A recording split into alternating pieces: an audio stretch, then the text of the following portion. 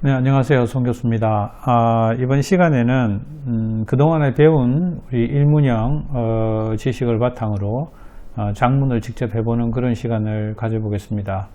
한번 간략하게 우리가 배운 걸 정리해보면 맨 처음 배운 게 우리가 가장 기본이 되는 일문형 주어와 자동사로 된 문장 형식에 대해서 먼저 공부를 했죠. 그죠? 그 두 번째는 여기에다가 뭔가를 살짝 붙여 봅니다. 그래서 주어와 자동사와 이게 이제 부사가 붙은 문장의 형태에 대해서 일문형에 의해서 이제 문장의 길이가 조금 길어졌죠. 그죠? 요거 우리가 공부를 했어요. 세 번째 우리가 공부한 게 거의 똑같습니다. 주어와 자동사, 이건 가장 핵심적인 문장의 구조니까요. 여기에서 한 단어로 된 부사 말고요, 부사구가 붙은 이 연습을 우리가 했습니다. 이때 부사구는 주로 뭐였습니까? 전치사구였단 말이죠. 그죠? 그래서 여기까지 우리가 연습을 이때까지 해온 거예요. 그래서 이걸 바탕으로 해서 이게 이런 요소들이 막 섞여 들어가 있는 이제 작문을 이번 시간에 한번 여러분하고 같이 해보겠습니다.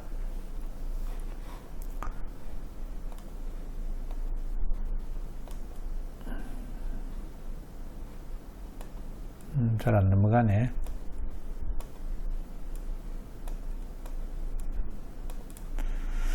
자, 봅시다.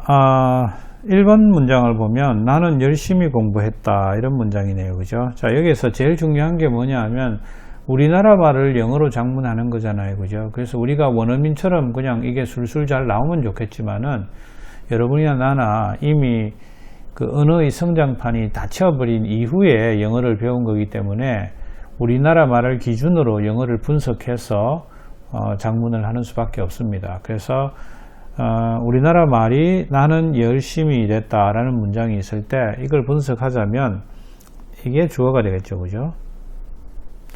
일했다라고 하는 이 부분이 자동사가 되겠죠. 그죠? 그리고 열심히라는 이 부분이 부사가 되겠습니다. 그죠? 한 단어로 된 부사네요. 그죠? 이건 주어와 자동사로만 이루어진 아주 단순한 형태의 일문형에다가 한 단어로 된 부사가 붙은 겁니다. 그죠? 그래서 작문을 해보면 I worked. 이걸로 일단 문장이 끝난 거죠. 그죠? 열심히라고 하는 것은 이건 뭐죠? 양태에 해당되는 거잖아요. 그죠? 양태라고 하는 것은 모양과 형태에 해당되는 거잖아요. 그죠? 이런 모양과 형태를 나타내는 부사는 주로 보면 뒤로 갑니다. 그래서 I worked hard. 이런 문장이 되겠습니다. 그죠? 그래서 이미 여러분들이 다 내가 부사의 위치에 대해서 설명을 했는데 앞에 강의를 다시 한번 들어보는 것도 좋고, 또 여러분들이 이런 문장 정도는 샘플 센텐스로 머릿속에 가지고 있는 것도 좋습니다. 자, 두 번째 문장을 한번 봅시다. 이 문장은 1번에 비해서는 조금 복잡하죠. 그런데 이것도 원리는 똑같습니다.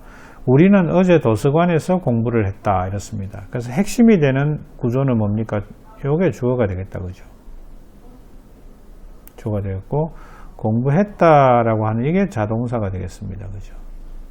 자, 여러분이 우리말에서 공부를 했다라고 하니까 이게 무슨 타동사가 아닐까 이렇게 할 수도 있다. 물론 이 부분을 study라는 단어 자체가 공부하다라고 하는 자동사도 되고요. 자동사도 되고, 또 뭐뭐를 공부하다라고 하는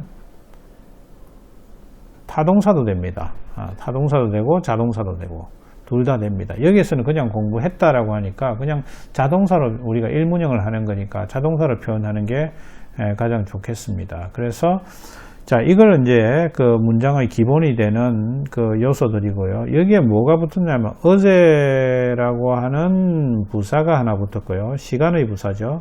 시간의 부사가 하나 붙었고, 도서관에서라고 하는 이거는 장소의 부사 구가 하나 붙었네요. 그죠?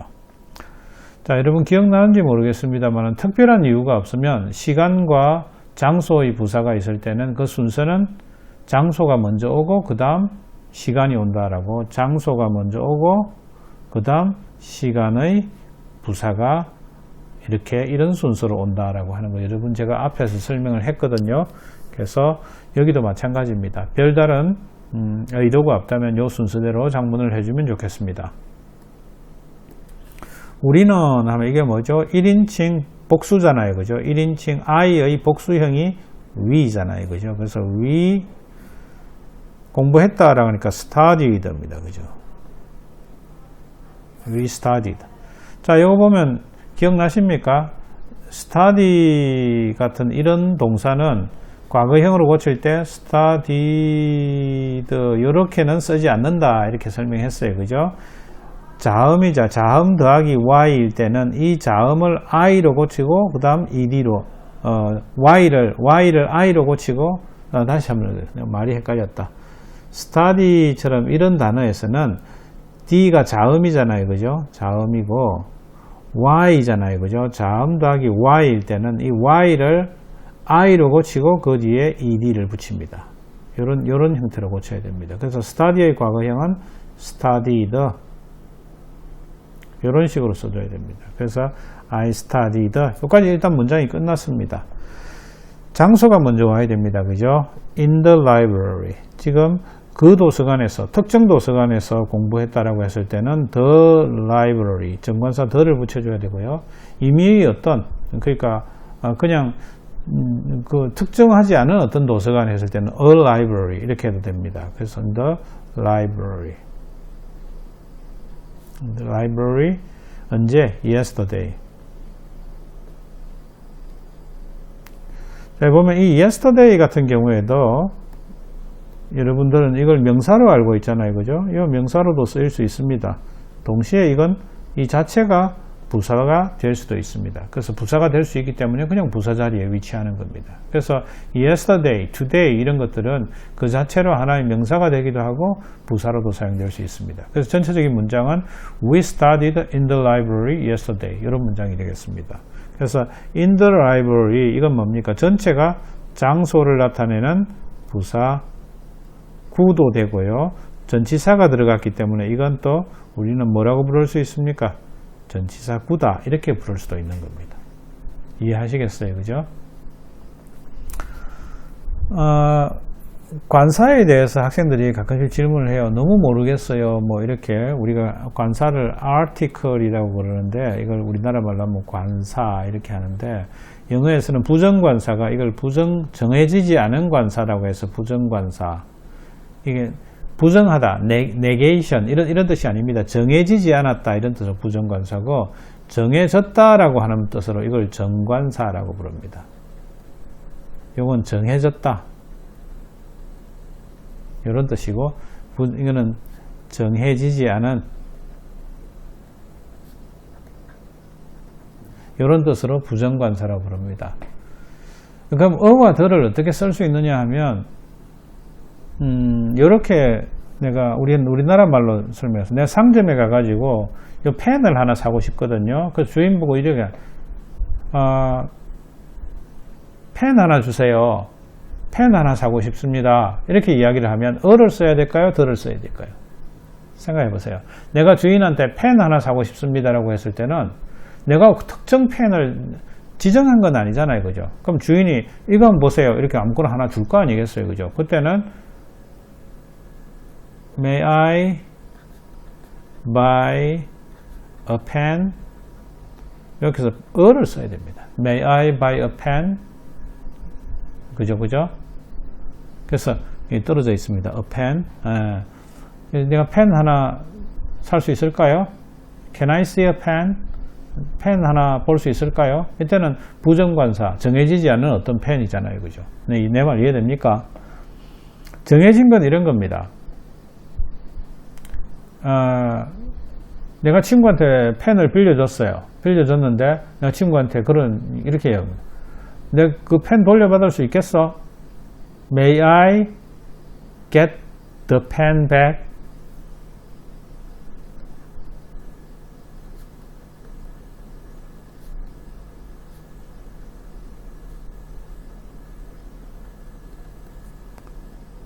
예, 지금 내가 설명하는 거는 이게 지금 일문형 아닙니다. 일문형 아니라서 여러분이 몰라도 됩니다. 이게 나중에 내가 다 가르쳐 줄 거니까 이게 3문형 문장인데 다 가르쳐 줄 테니까 그냥 내가 지금 말하고 싶어 하는 것은 이 the를 쓰는 것과 이 어를 쓰는 거의 그 차이를 이야기하는 거예요.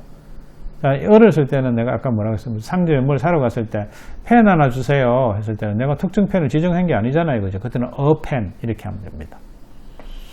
근데 그게 아니고 내가 친구한테 빌려준 그 펜 내가 돌려받을까 했을 때 the pen이죠. 그죠? 자, 이렇게 생각해야 됩니다. 나도 알고 너도 알아서 그 어떤 장소나 뭐가 이렇게 딱 정해진 것을 언급할 때는 the가 되고요. 그렇지 않을 때는 어가 됩니다. 그래서 어가 될까 the가 될까는 공식으로 정하는 것이 아니라 말의 문맥상의 내용으로 어가 될 수도 있고 the가 될 수도 있고 이렇게 정해집니다. 상당히 그 주관적인 판단, 상황적인 판단이 들어가야 되는 거죠. 근데 학생들은 그런 걸 싫어해요. 왜냐하면 생각해서 그걸 판단해야 되니까. 학생들은 뭘 좋아하느냐 하면 어떤 딱 공식이 있어가지고 이럴 경우에는 요거, 저럴 경우에는 요거 이런 걸 좋아한단 말이에요. 그래서 학생들이 이렇게 이야기합니다. 교수님 그걸 좀 쉽게 확실하게 좀 정리해주면 안 됩니까? 이렇게 물으면 정리가 안 되죠. 언어라고 하는 게 정리가 될 수 있는 부분도 있고 정리가 안 되고 자기가 생각해서 논리적으로 판단해야 되는 부분도 있는데 관사의 사용은 후자에 들어갑니다. 논리적으로 생각해서 판단해야 됩니다. 머리를 쓰세요. 그게 답입니다. 자, 이거 설명했고요. 나올 때마다 헷갈릴 수 있으면 한꺼번에 설명하면 이 관사 같은 경우에는 더 힘이 들어요. 그렇기 때문에 나올 때마다 내가 생각나면 설명을 계속 해드릴게요. 어디까지 했노? 여기까지 했고 3번 볼까요? 그 자동차는 천천히 멈추었다. 3번 한번 볼까요? 보면 주어가 뭐죠? 그 자동차잖아요. 그죠? 우리나라 말 그 자동차 하면 세상에 한 대뿐인 그 자동차입니다. 그죠? 이게 주어입니다. 네, 이 무슨 말인지 알겠죠? 그죠? 정관사 쓰시라 이런 말입니다. 더 멈추었다입니다. 그죠? 그래서 이게 자동사가 되겠네요. 그죠? 자, 멈추다라고 했을 때 stop이라고 하는 단어는 명사로도 사용될 수 있고요. 또 자동사로도 사용될 수 있고요. 또 타동사로도 사용될 수 있습니다. 사전에서 찾아보면 여기에 따라 다 다르죠. 쓰이는 방법이. 지금 우리가 하는 거는 뭐죠? 일문형이니까 이 자동사로 사용되는 이걸 자동사로 stop이라는 단어를 사용하겠다는 겁니다. 그래서 stop의 원형은 stop입니다. stop이 과거형으로 될 때는 이렇게 되지는 않습니다. 왜냐하면 단어를 이렇게 쓰면 발음이 stopped라고 발음나지 않습니다. stopped라고 납니다. 그래서 이게 과거형으로 될 때는 P를 하나 더 붙입니다.